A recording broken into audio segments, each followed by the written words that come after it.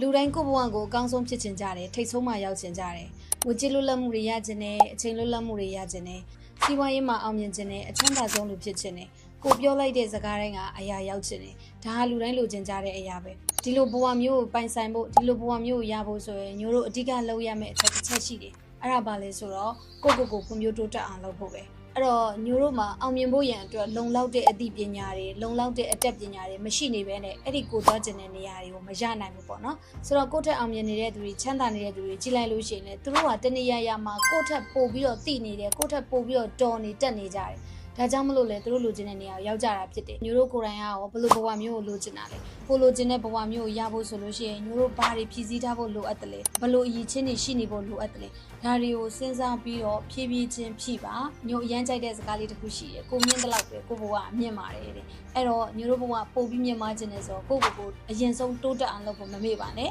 အခုလက်ရှိရောကိုရည်မှန်းချက်အတွက် content တွေလုပ်ချင်တယ်ဒါပေမဲ့ content လုပ်နိုင်တဲ့ knowledge လည်းမရှိဘူး content တွေလုပ်တတ်တဲ့ skill တွေလည်းမရှိဘူးဆိုရင်တော့ဒီနေရာမှာအောင်မြင်ဖို့ဆိုတာမဖြစ်နိုင်ဘူးပေါ့နော်ဒါကြောင့်မလို့လေ့လာသိမှုကဘယ်တော့မှရပ်နေလို့မရပါဘူးတိုးတက်ခြင်းတဲ့သူတွေအတွက်ကတော့အမြဲတမ်းထာဝရအကြောင်းသူအကြောင်းသားတွေဖြစ်နေမှာပါပဲเนาะဒီဗီဒီယိုကြည့်တဲ့သူအနေနဲ့ content marketing တွေလုပ်တတ်ခြင်းနဲ့ personal brand တွေတည်ဆောက်တတ်ခြင်းနဲ့ဒါပေမဲ့ဘယ်ကစမလဲမသိဘူးဆိုတော့ညို့ရဲ့ MOB တင်တန်းကိုလာ join လို့ရတယ်เนาะအယောက်20အတွင်း2,900ကျန်တဲ့ပေးထားတယ်ပြင်3,000ခွဲတန် AM Power Class ကိုလည်းလက်ဆောင်ထည့်ပေးထားတယ်ဆိုတော့လေ့လာသိမှုတွေလုပ်ပြီးတော့ကိုဘဝကိုတိုးတက်ပြောင်းလဲခြင်းသူတိုင်းတင်တန်းထဲမှာတွေ့ကြမယ်